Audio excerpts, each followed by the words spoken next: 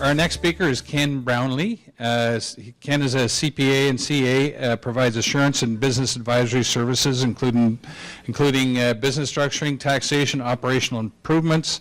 He has worked with small owner-managed businesses, startup organizations through established mid-sized businesses, as well as very large multinational organizations. After graduating with Bachelor of Commerce at Carleton University, Ken has earned his CA designation in 2005 while working at a national accounting firm. He experienced both with private and public companies. Ken joined Welch LLP in 2014 and is based in Renfrew and Ottawa. And he certainly has will answer your questions for personal accounting as well. May as well use this one here. May be able to use it over there. Yeah. Thanks, John. All right. Now, I was worried here because I had to follow John, the lawyer. And I know lawyers get great fame and notoriety. They're all over the television show with all sorts of interesting programs. And, you know, there's never any such programs about accounting for whatever reason. I don't know why that is. But anyway, in this case, I think it should be a little bit easier to follow because I'm not going to be talking to the same extent about death. I'll be talking about something much more interesting and exciting, and that's focus more on taxes. So the two inevitabilities in life, death and taxes, obviously. So I think John's given us lots to think about on the death side. So as far as taxes go, lots of considerations when you're planning your estate around taxes, and I think a lot of motivations and decisions that people make are very tax driven. So I'll focus a lot of my discussion on that aspect of things. So first of all, on the tax side, following up on our update on the situation in Ontario, one thing to keep in mind for everybody that affects everybody in this room going forward is tax rates in Ontario are on the rise next year.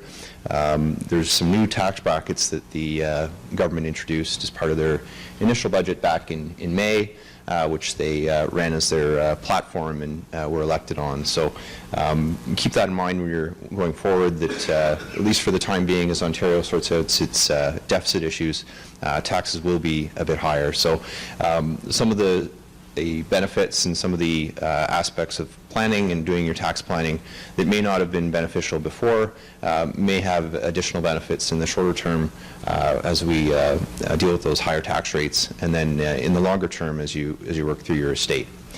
When it comes to the personal situation, I think a lot of what you do around your tax situation around your elder years and into retirement and eventually death really have to do with a number of the investment vehicles that are in place and the savings accounts, tax-free savings accounts, RRSPs, and certainly anybody that works with John, I think, is in good hands on those things.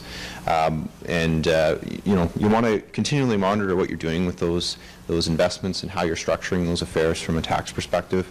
You know, at some point, for lots of people, RSPs are, you know, a fantastic vehicle for a really long time for lots of people, but at some point the benefit for RSPs may not be there the same way, and you may want to look at other savings vehicles and other structured arrangements that may be more beneficial going forward. And that's really something we do with our clients when we're working with them and structuring things, is kind of work backwards from, you know, what do you need and what do you want, and then help them figure out what the best way to structure things might be around that. So certainly on the investment side, lots of considerations there, and as I said, I think everybody's in great hands with John. Other considerations around taxation and your financial affairs deal with insurance. So you want to think about, you know, where your insurance is being held, whether it's, you know, in a corporate interest, who your beneficiaries are, what exactly you're insured for, and how those arrangements are structured. So something to review as part of your financial plan is something that we try to get a handle on when we're talking to our clients. And then I guess the other piece on the personal side, certainly lots of people that have businesses are well aware of all the record keeping and the you know, keeping track of your receipts and all those sorts of things. Well, similar for your estate, you want to have things well laid out. As John mentioned, once you're gone, you're not there to direct people and show them where things are. So you want to have a nice package together of your financial accounts, give somebody a roadmap in terms of where things are, and help them work through that. And certainly in some cases it may make sense to sit down with people ahead of time and show them where those things are. Set up a file folder or one of those fan files that keeps all the details close at hand for people so they can track things down. So that's more on the personal side. When you get into businesses and small business ownership interests, there's a lot more planning and a lot more considerations there that can be done, and really it really depends on your own situation, what your business is, how it operates, what your plans are with your business. Are you planning on running your business sort of indefinitely for the duration of your lifetime, and then wind things down when you wind down, or is there plans to move your business on through selling it to a third party or another family member? And depending on how and what you want to do with your business, you should really think about what the end game is when you're structuring things. And there's lots of different structures that can be used to efficiently achieve what you're looking for in your business structure for taxation, both while you're running your business as well as when you're looking to sell your business or pass it on to a family member. And there's opportunities there to create income streams from that business on an ongoing basis, even after you retire. So there's no real one silver bullet as far as the structure go. There's a whole variety of different structures that are in place and different vehicles that can be used. Some common ones that we see are holding companies. So opportunity to put your shares of your operating company into a holding company. And then when you put your shares into the holding company, there's a transaction called a freeze, where you can freeze the value of your shares, and there's the opportunity there to introduce new shareholders to the company, whether that be adult children or other family members, friends, potential new owners of the business. There's opportunities there to structure things that way. As well, John had also mentioned trusts. Trusts are a very common vehicle to introduce into a business structure that creates, really I like to view it as ultimate flexibility. So when you establish your trust, essentially your trust will own an interest in an asset, whatever asset that may be. It may be a real estate property, it may be shares in a business, it may be a whole wide variety of different things.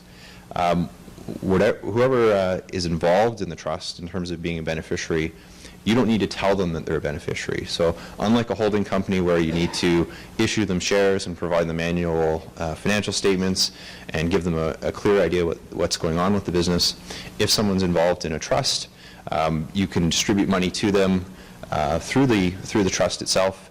You don't need to distribute the same amount to everybody. You can pick and choose who's involved and who will receive benefits from that trust. And even in the context of an individual, you can have a trust set up with assets that you own to distribute as well and share with the beneficiaries. So if you're thinking about a trust, it's a very common vehicle. I think there's kind of a misconception out there that it's strictly for the very, very wealthy. But we're seeing more and more use of trusts as estate planning vehicles for lots of different people. So something to think about as you're structuring your affairs. Another note on trusts that's coming up. Trusts have essentially a 21-year life, the trusts that we use in these structures. And essentially at the end of the 21 years, it's as though the trust ceases to exist. And all the assets that are within the trust are subject to essentially a deemed disposition, where you would pay any tax on any gains that were incorporated in that trust. So if you have a trust that you set up, I set up a trust a long time ago, it's all fine, it seems to be running really well, nothing really to do, well, you have to keep in mind that 21-year time frame. And once you get to the 21-year time frame, your time's up, and I guess it's like playing musical chairs. You take away a chair, well, the chair's gone. So there isn't much to do there. But if you're getting, towards the 15, 18-year mark, there are opportunities to do planning arrangements within your trust to, lessen the burden of any tax implications of that trust. But as I said, trusts can be certainly very useful vehicles for people, whether they're structuring their business or personal affairs. So something to consider as part of your overall estate plan. When you're getting into owning a business, and if you're at the point where you're looking to sell your business, it's unfortunately not quite as easy as doing something like selling a house, where you just go down and you get a real estate agent and you decide to sell your house. You may put on some fresh paint, cut the grass, and ready to go. Well, selling a business is a bit more of an involved process than that. So, as I said, you want to think about selling your business, now. It's something to plan ahead of time and structure ahead of time to make sure, things are set up just right. The books and records are kept up to date, and the financial records are on hand. So if somebody wants to come in and look at them, they can receive some comfort over the affairs with the business itself.